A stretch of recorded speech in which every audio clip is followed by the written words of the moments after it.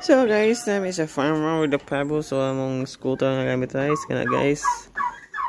Flare 125 na siya chairs kitted guys, nakabutang siyang crush guard, so wait, ready for travel na siya guys anytime. So kami diri guys nag give me a food trips mga chicken yan. So this is our fighting cock.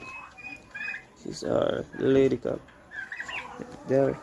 This is our pebbles. Yan guys, share ko lang guys. It's amazing to share the kids with you guys. And guys. So the weather is very nice guys. So thank you for watching and enjoy the videos. And I'm very okay. I'm very yes.